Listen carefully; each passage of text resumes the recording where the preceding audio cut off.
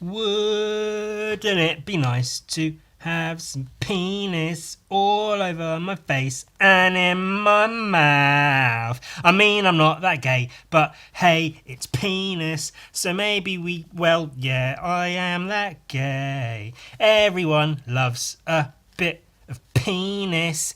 Ooh, goo goo goo goo, goo goo goo goo. Do you know what? At school, I used to tell everyone I didn't masturbate because I was scared of what they'd say. Religiousness had me terrified of everything. I was scared of what they'd say. And then I used to say, "Oh well, if you masturbate, then it's like you're getting turned on by rubbing a penis." And everyone was like, "Shut up, Ewan." But now I think, well, that's true. Now I've got my freedoms to some degree. I'm very open about touching my penis. Oh, I'm touching it right now. You can only see one of my hands. The other one, touching my penis. And, I believe to some degree, masturbating is arousal of touching a penis.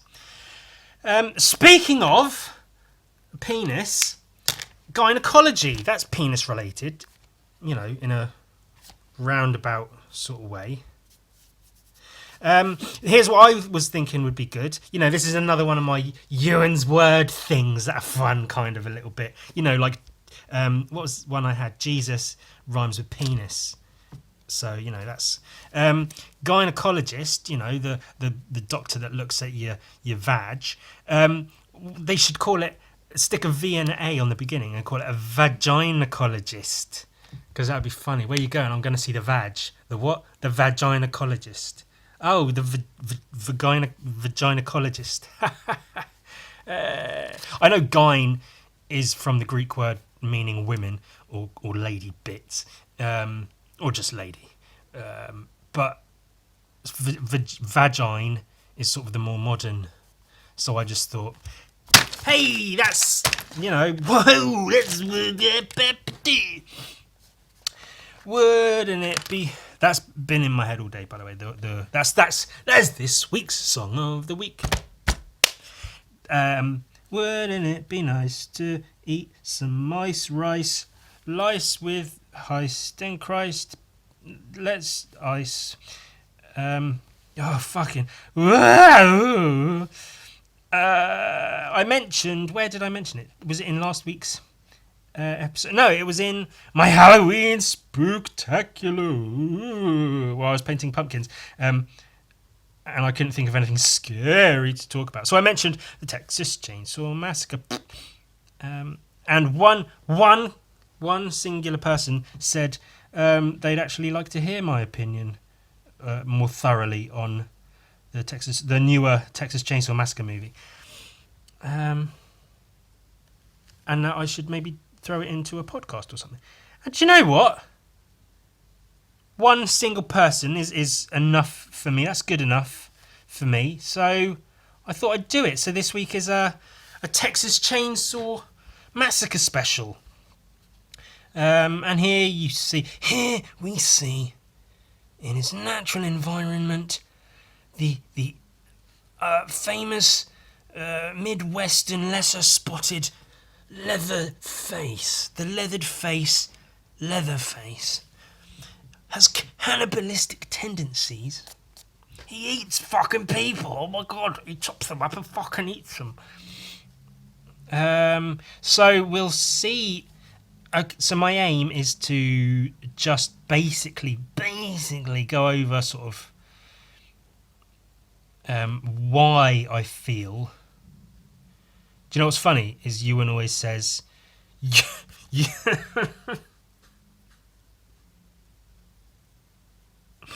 See, that I only refer to myself in the third person like that because I've got so much self-awareness that I'm putting myself in the position of other people to be talking about me, because that's all everyone does. They just talk about me, bloody me all the time.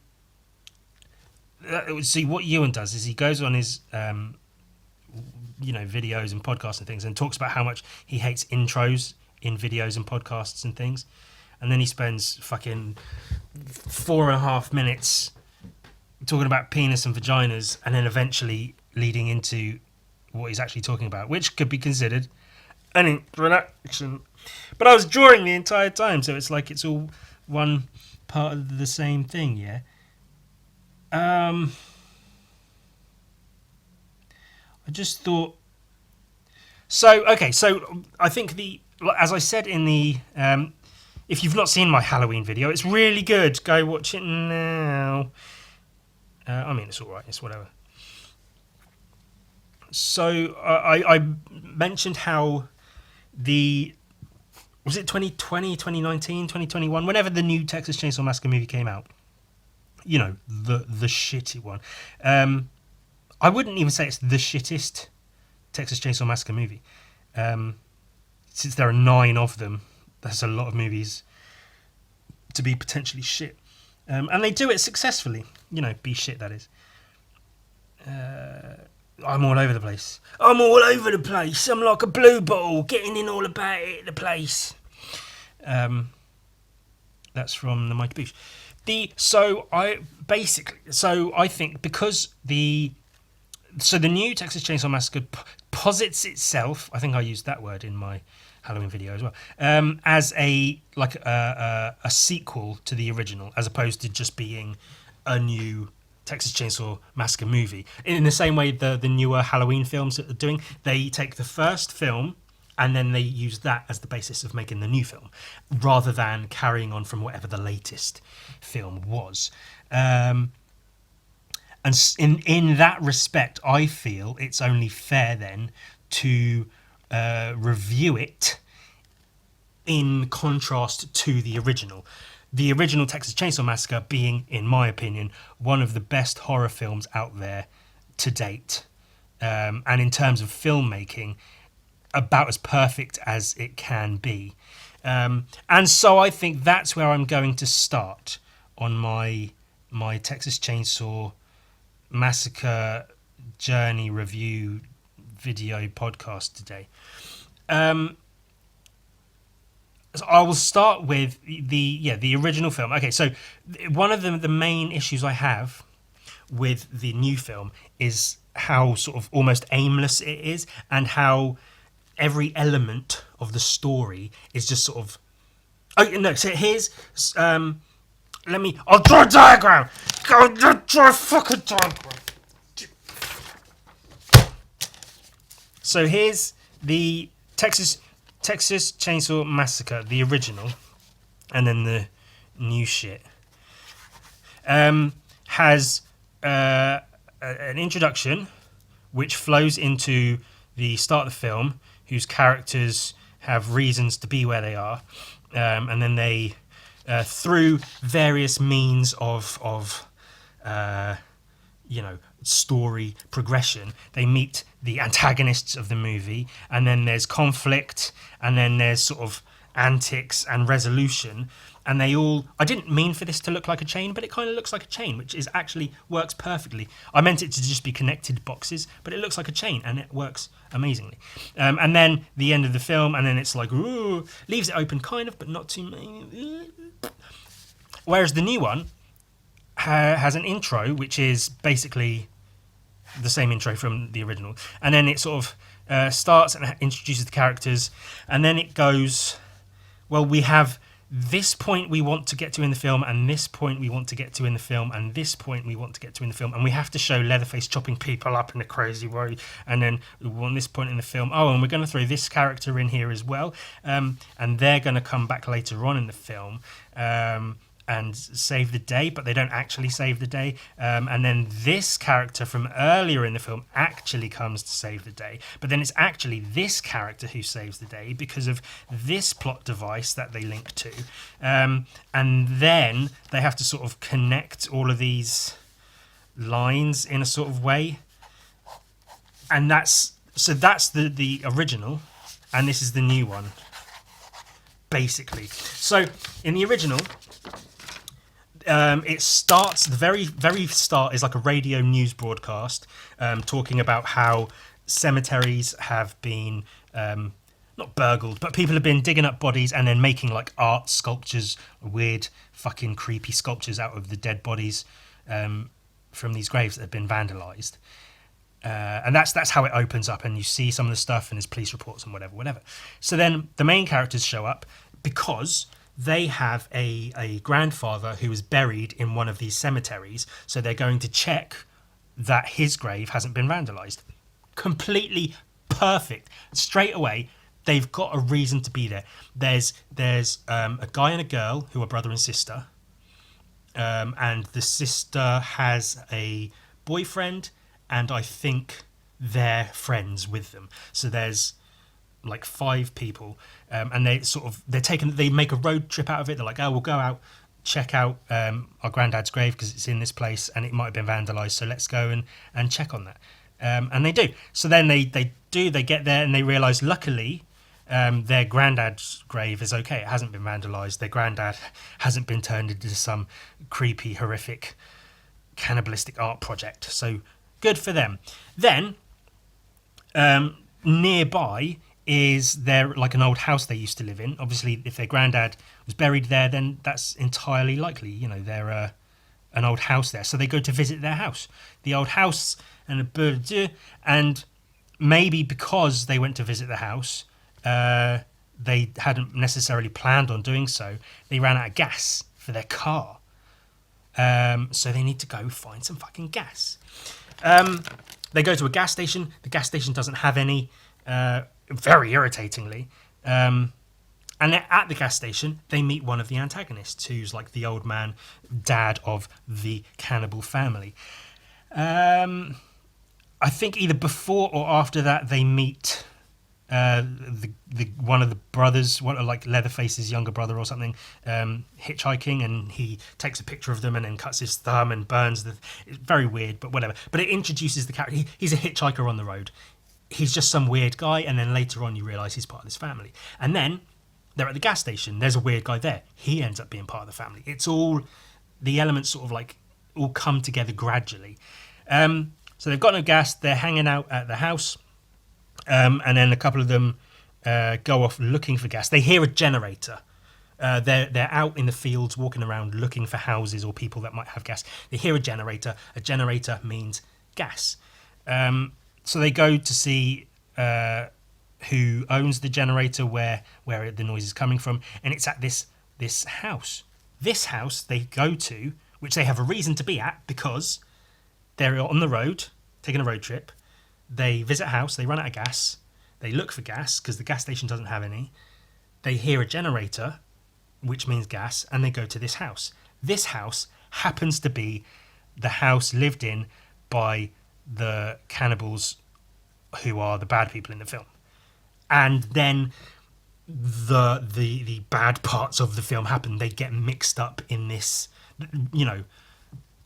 scenario, this wrong place, wrong time thing. They bump into Leatherface, who goes on instinct, I guess. Bashes one guy over the head with a hammer, grabs the girl, puts her up on a meat hook, which is done really well because they don't show the hook going through her body and her coughing up blood and a big like noise and make a whole big deal out of it, which they do in later films, let me tell you. Because later films, they go, hey, let's ramp up the choppy up gore festness of it all, sort of unnecessarily. Well, maybe not unnecessarily, but not in as effective a way as they maybe could have done. And then the film, basically. Other people go to look for the first couple of people that went into the house because they've not come back. And then they bump into Leatherface and all the rest of it. And the film happens. Every step, every part of the film is a step along this story journey. And it's the tone is amazing. It feels sweaty and dirty the entire time. There's like flies buzzing around and whatever. It's creepy and unnerving, dirty and horrible and great. It's fantastic. Like minute to minute, point to point of that film is just done perfectly in terms of filmmaking. The story progression, characters, their reasons for being there and everything. Brilliant. Bloody fucking brilliant. The new one starts off with, like, I don't know, the girl one of the main girls watching a news report about the original Texas Chainsaw Massacre, which is already like, ugh, And she's in a gas station, and they've got like, Chainsaw Massacre souvenirs. I think she gets like a chainsaw that's a corkscrew or some shit, which comes into play later on. Which you can be like, oh well, that's cool. They set a thing up and then they use it later on, but it's not used in like a good or smart way. It's just there just because.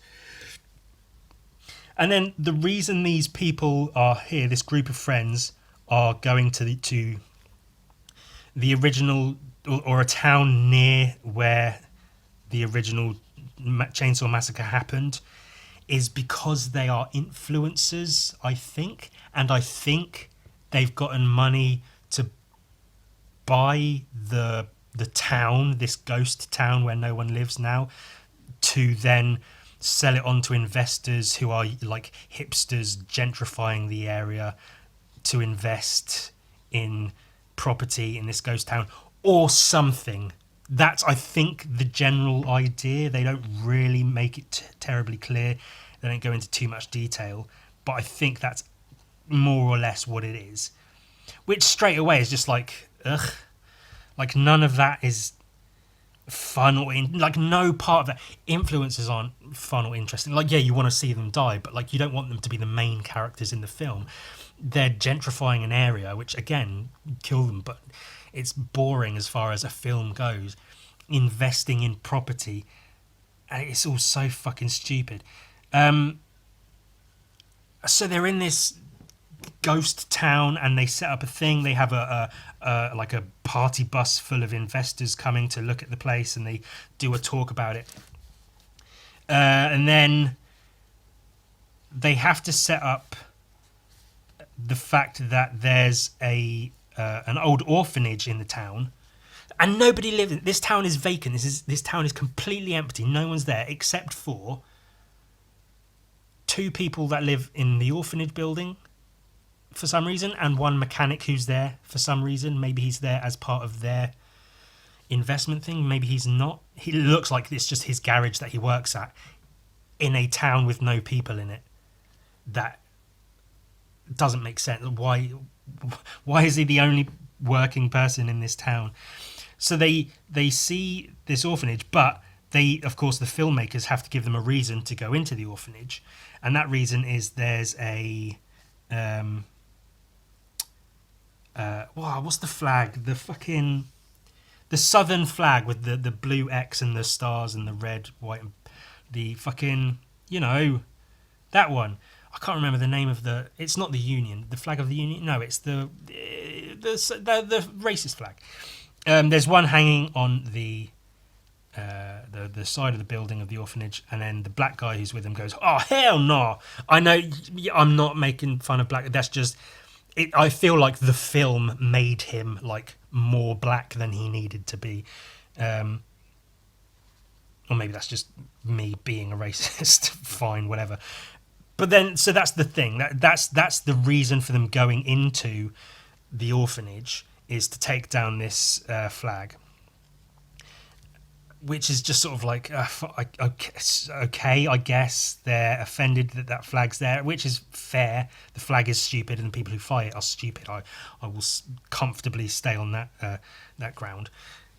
But then they go into the building to find it's inhabited by some old woman who evidently is Leatherface's mum, I think, or his carer. And Leatherface is in there, but you don't know he's Leatherface right away.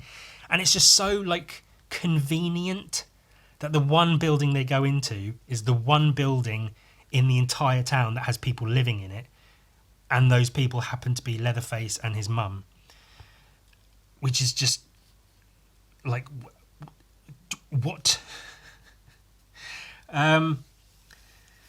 And I'm starting to get aggravated talking about it because it just doesn't make any sense. Like, nothing about that is clever or well written.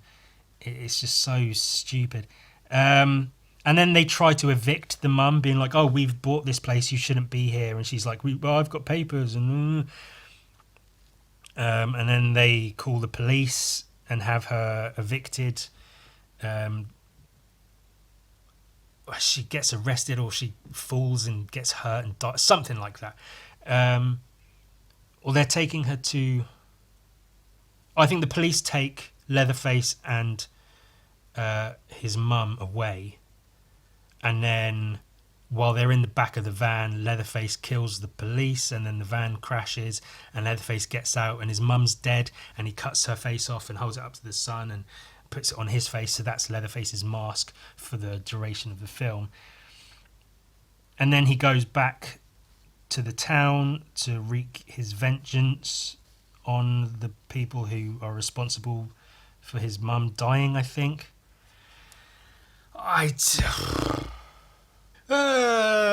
hope you were sufficiently teased last week, with my art book tease. I'm teasing your nipples a wee little, because here it is. The birth of Rockin' Jelly Bean. Rockin' Jelly Bean, man. I've been aware of his art since I was at school, which is, we're talking very early 2000s, like the year 2000, 2005, those sorts of years. I was aware at some point in there of Rockin' Jelly Bean's work. And I know almost nothing about him. I've seen some of his work here and there. I've never seen his books in stores. I fairly rarely see him posted online, but he's a huge name. Like, every artist knows who Rockin' Jelly Bean is because his work is phenomenal. Frankly, you know, it is what it is. It's big-titted babes with horns and that kind of shit. You know, like I don't know the terms for it, but like hot rod culture, that sort of thing. That kind of art. Big Daddy Roth, fucking whatever. Robert Williams, juxtaposed, all, you know. But Rockin' Jelly Bean is, and he's like an enigma. He wears a mask. He's like MF Doom. Oh my god. Oh, shut up, Ewan. But, of course, so I got this book from a friend. They were getting rid of some stuff, and they were like, hey, do you want a couple of books? There was that Katsuya Terada book, and there was this book, and I was like, yes, I want that fucking book. First things first, it has a dust jacket, which is cool, you know. Look, there's the hot demon babe and her ass, and some guy with sun oil. Oh, I thought it was a drink, but he's oiling up her ass. That's cool. However, as is always the case, I stand by this. Every book looks better with the dust jacket off. So we are going to remove it and see how the book looks. They're also easier to look through without the dust jacket flapping about. Sometimes I keep hold of the dust jacket, sometimes I don't. Oh, we do like that. That's real nice. Yeah, definitely. A fan of that. The cover's good, but I like this. So, yeah, and what is cool is because this is the birth of Rockin' Jelly Bean. Again, I have almost no information about him. Like, all I can do... I know there's a lot of, like, art book videos where I just get a book and look through it and go, I don't know anything about this guy, but his artwork's cool. Oh, look at that. Fucking look at it. It's traditional as well. He works traditionally. He draws and he paints. I'm sure he uses little bits of digital here and there, but it's largely drawing, painting, printing. And that's part of what makes it so good, because that's just gorgeous. Love it. Love it. Bloody love it. Love that. That's fucking cool. Giant monsters. The drawings are cool. The paintings are cool. The style... The solidity and the fleshiness of it all is really, really good. Oh, and there's a lot of stuff like this in it. I might not turn the book and flip it every which way every time, but I think that goes that way up.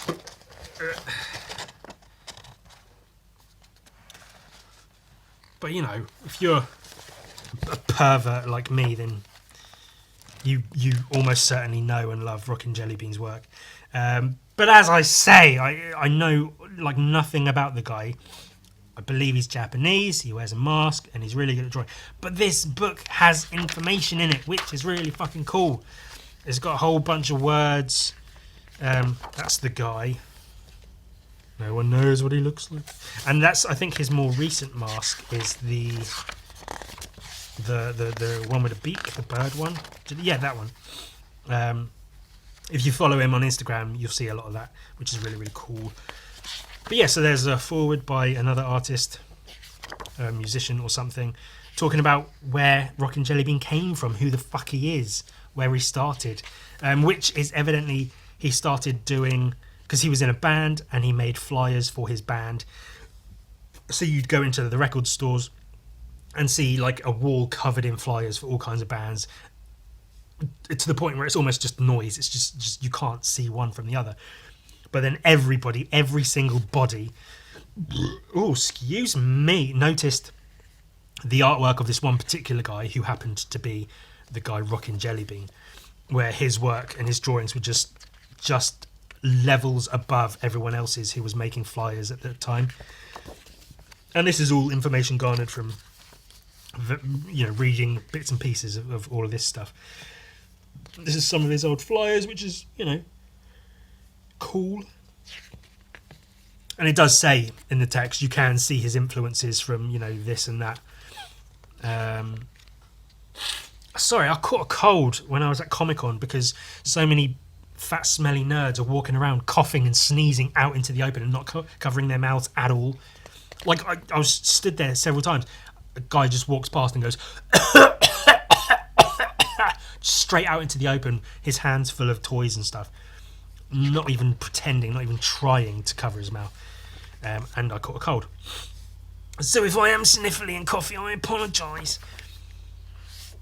So yeah, it's really cool that he got his start in such a small, non-mainstream way.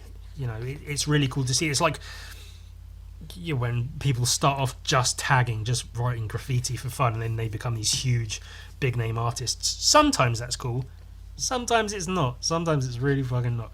And I think the fact that Rockin' Jellybean keeps his actual identity a secret is a good sign of, like, being true to the art sort of thing. He's not trying to be a celebrity, or maybe he is, but in a certain way. I don't know. This is all conjecture. I don't know any of this, but his drawings are fucking good. Look at that.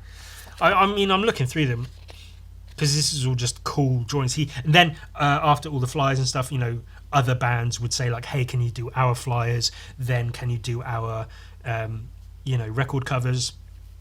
And then other people would see that outside from other countries and stuff would be like, "Hey, can you do our record covers?" And then he'd get noticed outside and outside and outside, and it just sort of grew and grew until he became a name, and people started recognizing this guy Rockin' Jellybean and all of his shit because he was doing stuff like this. Like, if you, I don't know what years these were in,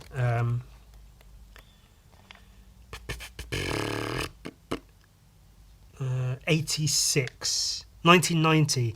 Okay, yeah, so in the very early 90s, if you see loads of like band posters and flyers and stuff, and then you see stuff like this, because nowadays people might put stuff like this on it and it's everywhere because it's like sexy women, oh, that's cool. But to see something like this would be really, really special. And yeah, when I talk about the fleshiness, the shapes and the shadows and the solidity and the fleshiness of it all, it's just so perfect, man. I really do wonder how much is referenced. I know some of them, I know for a fact, are copied from photos, but like exaggerated. There's one in particular, which is later in this book that I saw. It's the first one of his images I ever saw, and I will always remember it because it's really, really hot. And that's I know for a fact is basically copied from a photo from a Playboy magazine. So I assume a lot of it is that, but then, yeah, exaggerated and accentuated and made in his style, which is the way to do it, you know. Either you're taking your own photos or drawing from life, so there's no difference from that to then using a pre-existing photo for reference. And stuff like this, obviously, is probably not referenced, but it's still really fucking cool. And then maybe later on he doesn't need to use reference anymore, or maybe he does only use it when he wants to. But again, no information. I haven't actually read all of the book through, but That's really fucking cool, having the shit on the back of his jacket. I guess the band names or whatever. I love the shape and the guy's head and the smoke in his hands and everything. This fucking monster is badass. And I love also, because he came from photocopying flyers, and there are, I guess I sort of glazed over it. There's bits like this where he's made the flyer, and then he's also included notes on printing, like colours to use for certain bits of text and stuff. So he really, really cares about how the image is going to come out in print, and he's taken that into account, which just shows his like expertise of traditional media: pencils, pens, paint, and printing. Well, that's quite good, isn't it? Pencil, pen, paint, print. The rise of Rock and Jelly. I've not read any of this. Oh, Robert Williams, there you go. I mentioned him, didn't I? Robert Williams being the guy who founded Juxtapose magazine. He was a painter. Not to be confused with Robin Williams, who was a sad comedian who killed himself. These are cool. I guess this is like a horror comic magazine that he did a bunch of covers for. That's really, really cool. I'd love to do some shit like that. Just one person who like works in the magazine to see my work and be like, hey, Ewan, do some fucking crazy covers for us. And I'll be like, fuck yeah.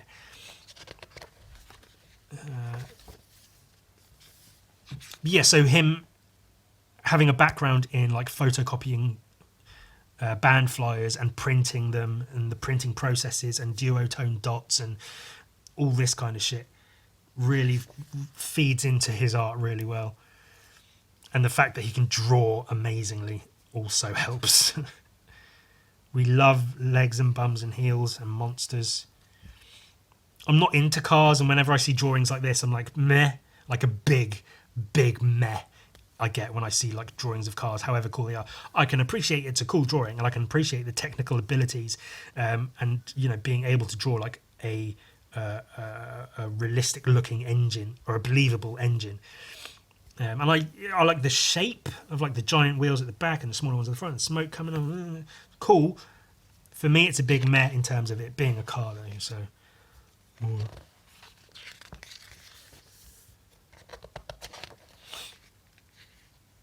I don't know where Erosti Pop came from. I think Erosti Pop might be his thing, like his, I don't know, like his company or something, which I guess is like erotic pop culture sort of stuff. That's fucking cool. That's really fucking cool. Again, the printing notes and stuff. All in Japanese, so I don't know. I can see, obviously, this is like CMY and black, so it's cyan, magenta, yellow, and black. And then different percentages for the colours of this. And if he knows how to do that stuff, then fair play to him. I wouldn't have a fucking clue. So he's obviously at least some kind of smart. And the drawings are really cool. Look at that, she's titty blasting that car apart. And he's like, fuck. Notes, that's really cool to see all that. Boob topics. Topics, is that the word? Topics. Yeah, topics. Boob topics. Boobs topics. I don't know what the fuck that is, if it's a flyer or a magazine or just fake movie posters or something, I don't know. Very cool, very hot. Very cool, very hot. Two completely fucking opposite things. That's not actually tracing paper, that's printed like that. But that is fucking tracing paper.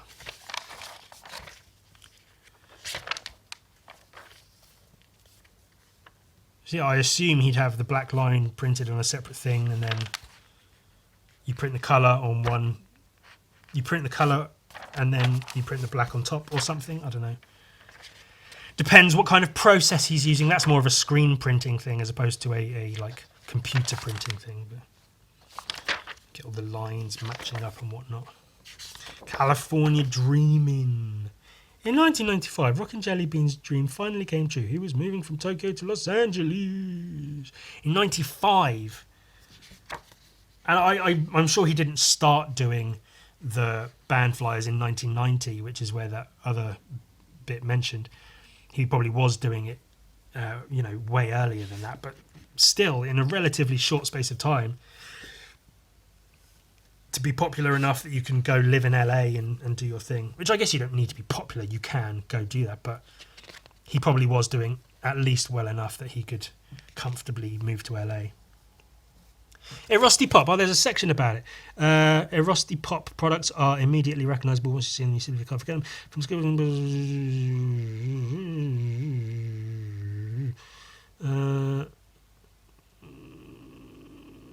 it doesn't really say what it is or where it's from, just that it's good. And that Japan wasn't into it, but America took it on board a bit more, which is cool to see.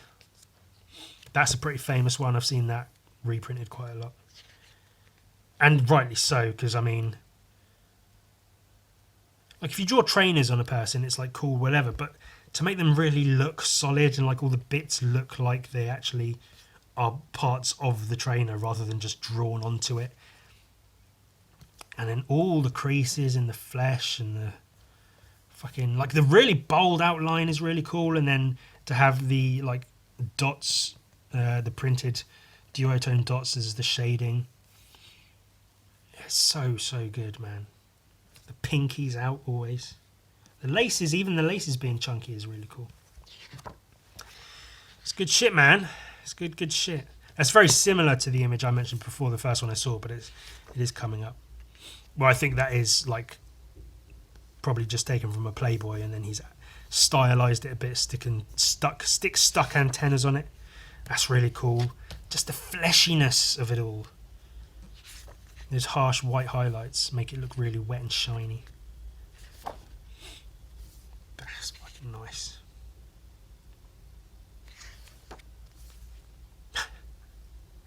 Some virtual dicking going on. Great angle, the legs.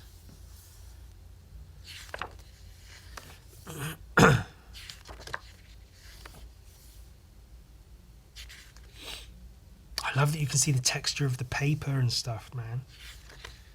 The actual drawings that exist, they're not just digital paintings or whatever. AI generated artwork. Ooh.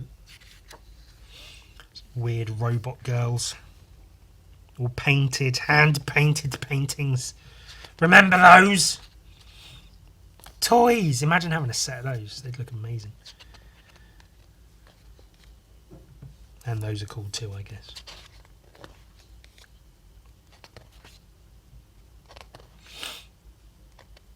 Oh, that's fucking nice. I love the colours. Red and orange. Oh, obviously orange and blue is a pretty standard way to go, but the way the blue is implemented. And it's all done with dots. It's the printed dots. I know they don't use dots, but how the printing process happens. And there are areas that are flat colour, so it's obviously like a visual choice to have the dots sort of bleeding in and out of each other for the shading. It's really effective. It's really, really good. I like it. I think his artwork's really good. That's fucking nice. Look, the juicy fucking heels and legs and butts and shit. Oh, just squirting tea milk. Oh. It's that one from before.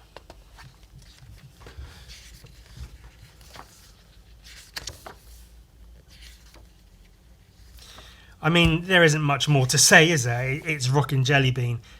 I'm really happy to have a book of his artwork that I can look at whenever I please. Which, as I've said before, is my most comfortable way to view art is through books. And so I'm really glad. Ooh, that's fucking neat, isn't it? Maybe that's some Electric Pick inspiration. I mean, something that inspired Electric Pick, not that he's taking inspiration from Electric EPHK. You know the guy. Shout out that guy, a friend of mine. But obviously, I think I'm going to go out on a limb and say that Electric Pick is influenced by Rockin' Jelly Bean. I don't think that's too outrageous to say. However, He absolutely makes his work his own, and it is his own and looks like his own work. It doesn't look like he's trying to be Rockin' Jellybean, but you can see the similarity. In that he draws really nice fleshy babes and they look amazing, you know, whatever. I love that. I love, like, the body is this big and the legs are the same length, and then there's the feet. So it's like body, legs. Part of it's the angle, you know, it's looking up at her because you can see the underboob and so. But part of it is just give her some long fucking legs. It looks cool. Whatever. Fuck yeah.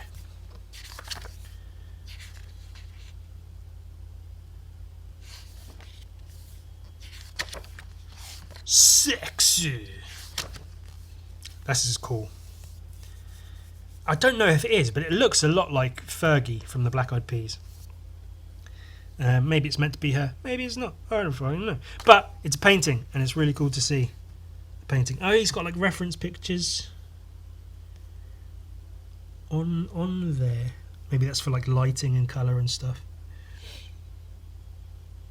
But yeah, crazy to see. Like that looks like it could be a digital image, like a digital painting, because it's easier to render like blending of skin tones and stuff.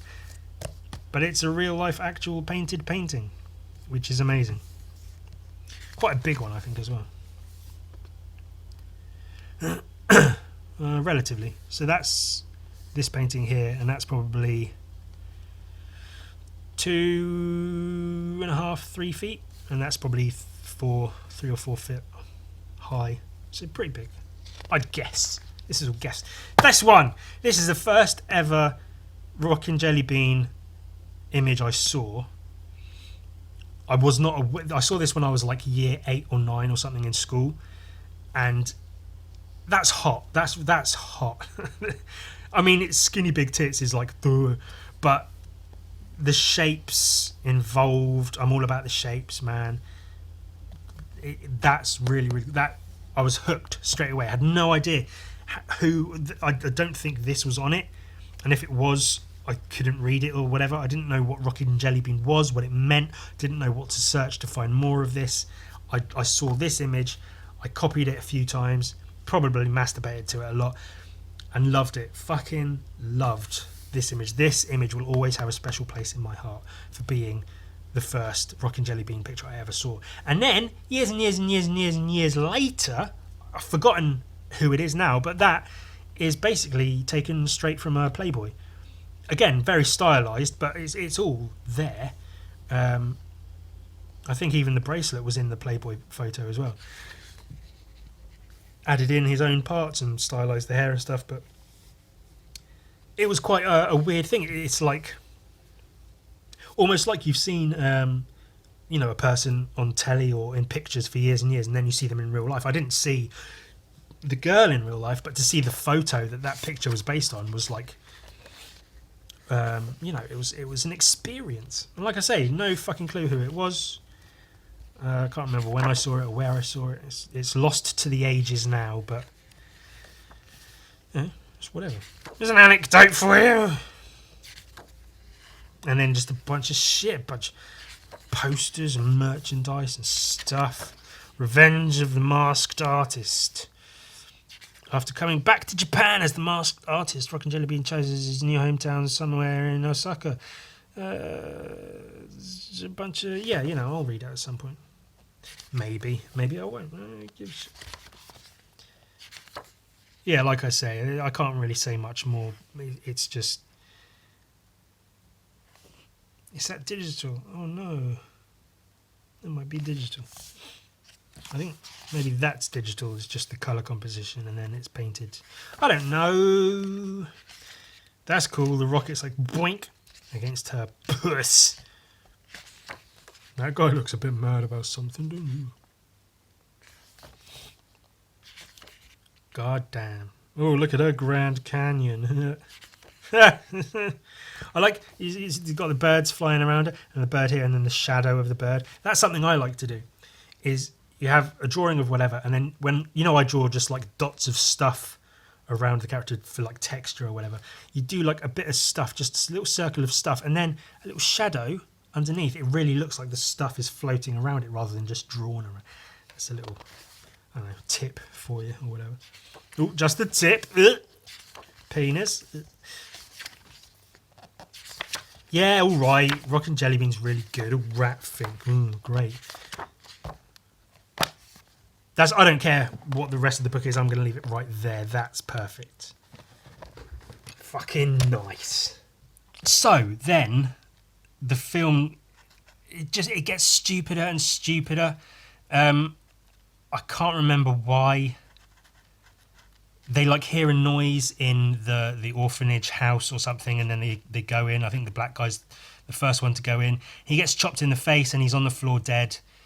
And then something else happens, and Leatherface, he starts smashing the wall of his bedroom apart, or a bedroom, like his mum's bedroom or something, and there's a chainsaw that's been put into the wall. Which is stupid anyway. It's like, oh, they walled off his chainsaw because that's like his dangerous prized weapon or whatever. But it's like, if it's that dangerous, just throw it out. Or chainsaws are tools. They could be anywhere. He could go to the mechanic's place and get a chainsaw. Like having it be like buried away in the wall of this room is just so pointless. And he picks it up, and it's got gas in it. It works straight away, and it's razor sharp and cuts through floors and pipes under the floors easily, like they're butter. And it's been locked up in this fucking, or plastered up behind a wall for God knows how many years. Because it's what, like 20 years since, I think in the film it's like 20 or 30 years since the original massacre or whatever. But this chainsaw that's been locked up apparently or possibly the entire time works perfectly, which doesn't make any sense. And it's called the Texas Chainsaw Massacre, but like the chainsaw wasn't a huge part of the original. I don't know, but it's called so they have to have a chainsaw in it. And now my recollection is spotty because it's just like, it's so dumb. Trying to remember it all is just so like infuriating. I had notes when I was originally gonna make a video about it, but just fuck's sake, man. So then they do something. They use a tactic they use several times throughout the film, which is a person you were sure was dead isn't actually dead, and that's the black guy who got cut in the face. He gets up, walks out of the building, because they need other people to know that Leatherface is in the house. They can't just have him run out into the street, so they have the black guy who got cut in his face walk out into the streets with his face half hanging off, and then he bleeds out, and then he dies, I guess. But the people see him and they're like, oh my god, what happened? And then, oh no, Leatherface is a thing. So and this is what I mean when I say they have a point here and a point there and a point there. So they have, Leatherface has to have a chainsaw, so let's put it in a wall. Or no, even before that, they have the characters show up. They've got a vague reason to be here in this ghost town. Fine. We need Leatherface to be in the ghost town. Why would he be living there? He's some 80... Yeah, and plus he's like 70, 80 years old. Just fucking push him over. He's an old cunt. We'll put him in an orphanage being cared for by his mum with nobody else around. No form of fucking, like, how do they do their shopping? Who do they pay their bills to? Why does the place have electricity and energy? Whatever, we'll just put them in this building. How do they find them? The flag on the wall, and they want to take it down. Okay. And then they arrest them and take them to jail, but they don't get to the jail because Leatherface kills the police and gets out and cuts his mum's face off and wears it. And then he gets back to town and goes to his house, and then for some reason they hear a noise or something, so the guy goes back in there and then dies. But then they need a reason for Leatherface to come out and kill people, so have the guy not actually be dead and stumble out the house, and then they find him, and then they know that something's up, and then he comes out. And then they're like, okay, well, we need a scene where Leatherface cuts up a load of people, but they're in this town. They could all just run away. Let's put them all in a bus. So that's a point we have to get to. So everyone that arrived on the bus is now sat in the sun, Texas, hot Texas sunny weather. How do we get them back on the bus? Oh, just make it rain. So they have to go into the bus. They can't go into any of the buildings surrounding them. They haven't set up a building to be a nice area with refreshments and stuff. They have to go back into this bus, and it's got like lights and drinks and stuff, but everyone back in the bus so that Leatherface can then go onto the bus and kill everybody on the bus. And that's the whole scene, and they're all filming him on their videos going, oh yeah, you're gonna get cancelled, man, like that's an actual line, like try anything and you're cancelled. And then so the new Batman film, The Batman, does the social media thing really well with the Riddler's social media presence.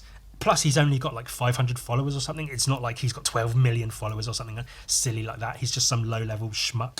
And when they show his like online Instagram posts, they show it on a monitor, on a computer monitor within the film world, on a desk or whatever it is. But when they show people recording him on Instagram Live or whatever, or they show people recording Leatherface in this new Texas Chainsaw Massacre movie.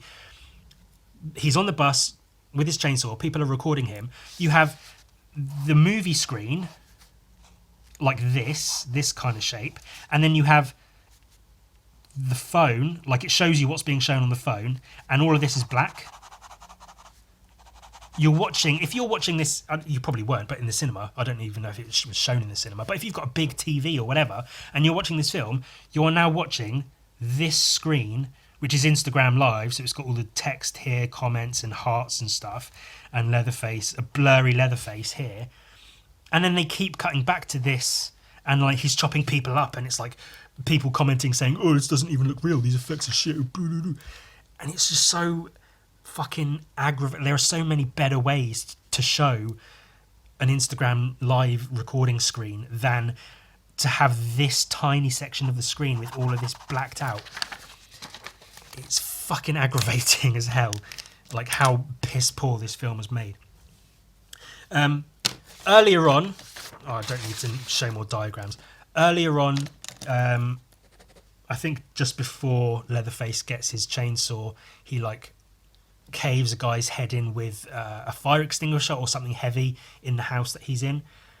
And it's very obviously a CGI head. And it's like, if you're watching the Texas Chainsaw Massacre, the one thing you want to see if they show someone's head getting caved in is you want to see someone's head getting caved in. And it's a Netflix, I think it's a Netflix made film. Like they've got the budget to just make a fake head, fill it with fake blood and smash it open. That's all you have to do. But no, because of unions and shit, it's cheaper for them to just get a couple of CGI artists to not even badly render, but obviously CGI render this fake head being caved in. And it's just so aggravating. It's one of the simplest things to do, is to have a fake head being bashed open, and they just couldn't do it. They had to make it CGI, and it's fucking infuriating. I recently saw The Terrifier 2. Silly, dumb film, but great horror film in parts, especially in terms of the effects, the practical effects in that film. Incredible. Like A grade, 10 out of 10 practical effects in that movie. Best like practical horror effects I've seen in a film in a long time. If you've not seen it before, and you might be like about it, very, very grisly, like brutal, nasty effects of things going on. But the effects themselves are fantastic. Texas Chainsaw Massacre, very, very, very recent film, Netflix budget. Shocking, horrible CGI effects. And it's embarrassing, frankly, that's what it is. And then on the bus, there's more, because they're on the bus, and Leatherface is chopping people up, and everyone's banging on the windows going, help, help, help, let us out, oh my God, he's killing us. Not one person breaks a window to get out. They're all just banging on the windows. At one point, someone climbs out through a sunroof that's in the toilet or something. And I think I'm remembering this clearly. There's one woman who, at one point, opens a window to escape, or the window gets... No, she does. She opens the window to escape. She's halfway out, and then Leatherface chops her in half. And CGI, very, very obviously CGI intestines are hanging out the window and blood dripping down. And it's so clearly computer-generated fucking intestines. And again, how hard is it to make some silicone or latex intestines, a bunch of fake blood, hang it out, drip it down? Piss easy. Have one visual effects guy can do that. For the amount of like gore and stuff they have in this film, easily done by one single person. I know that could easily be done by a single visual effects artist who knows what he's doing. But instead, they ship it out to a fucking CGI farm, like everything. And it's fucking infuriating. But that's also infuriating because they're on a bus and they're all banging on the windows because apparently they can't get out. And then this one woman, after Leatherface has killed a bunch of people, opens a window, which apparently can just happen, which apparently no one thought to do. But again, because the filmmakers have to have Leatherface chopping people up, so we have to contain them somewhere. Let's put them on the bus. Couldn't they just get out the windows? No. Why? Because movie is why. And it just doesn't... It's not that it doesn't make sense. It makes sense because the filmmakers paid no attention to how to make a good film. They just churned something out, clearly. They thought, we got a Netflix budget, let's spend as little of it as possible on the film, keep the rest for ourselves. And that will be that, I guess. I assume, anyway, you know. I don't know, but the evidence suggests that's the case.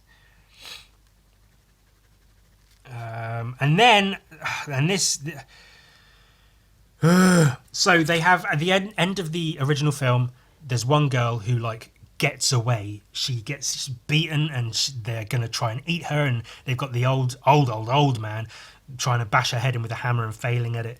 And then she escapes and she gets away and she's bloody and she's screaming in the back of a truck. She drives off screaming, laughing, crying hysterically while Leatherface does his chainsaw dance in the background. The end of the movie, and it's a brilliant scene. That girl is now back. She comes back. She's an old woman, different actress, but she's an old woman, and she's a ranger of some kind, and she's trained in like guns and butchering and stuff, and she's badass and shows up with a shotgun. If you're gonna do that, you have her kill Leatherface, but she doesn't. She gets killed by Leatherface. I believe it's the scene as well that this happens. Leatherface puts a chainsaw in her belly and lifts her up. And bear in mind, he's like 70, 80 years old and he's like mentally deficient.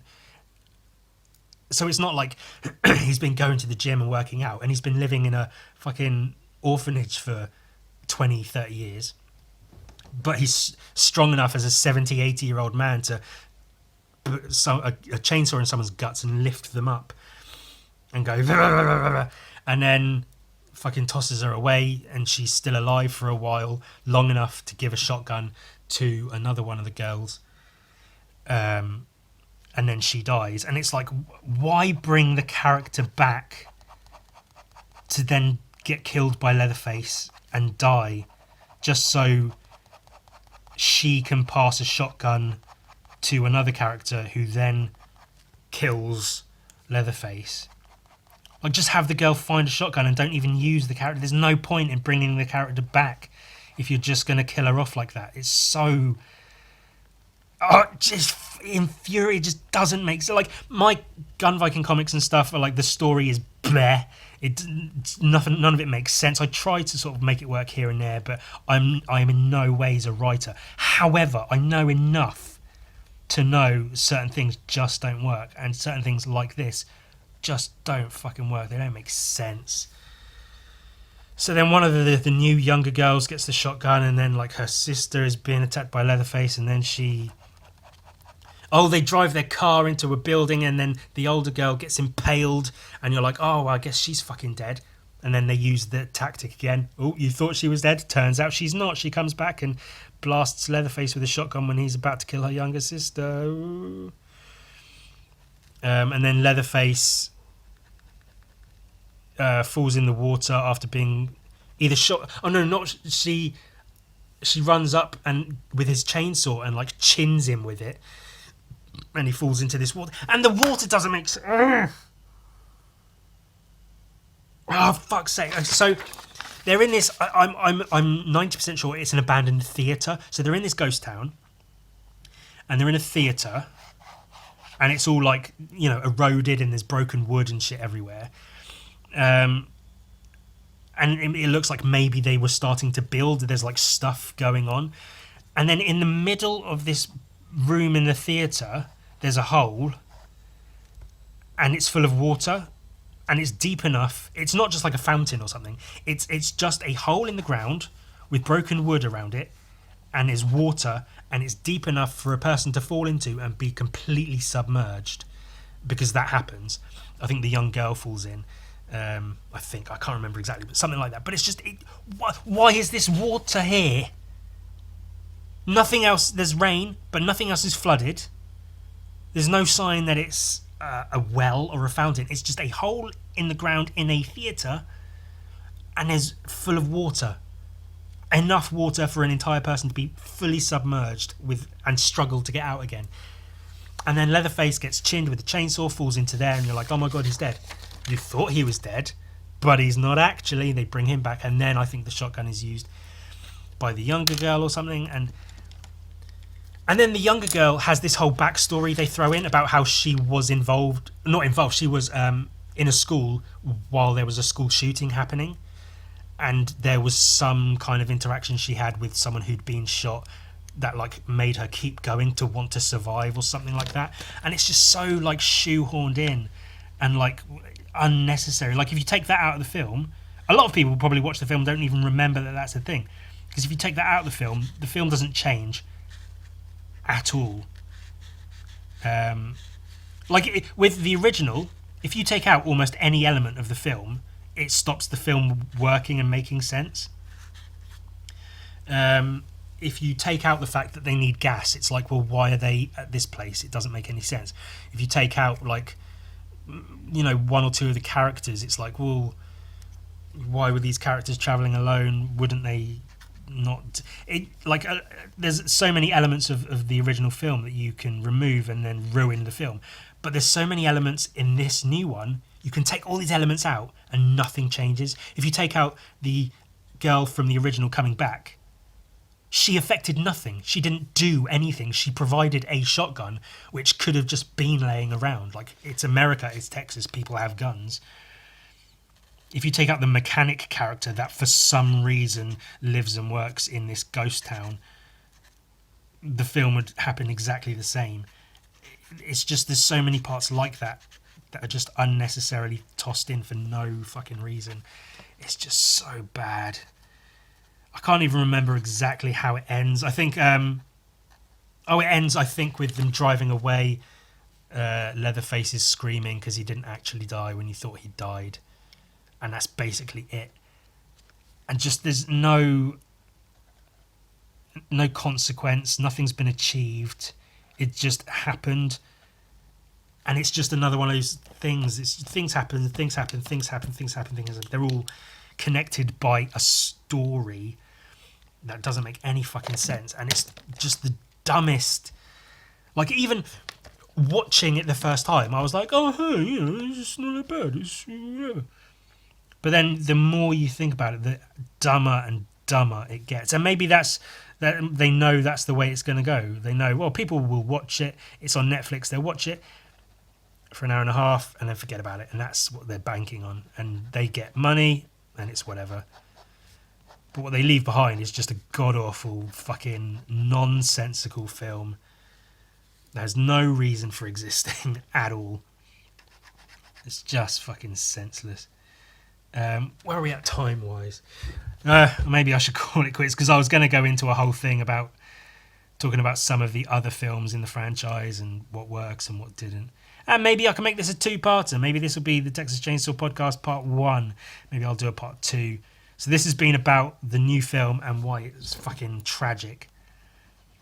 And maybe Part 2 can be about other films in the franchise. Ooh.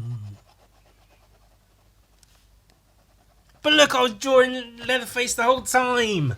Oh, look at that. He's got some girl. He's cutting her head open. Oh, she's probably dead, I should think.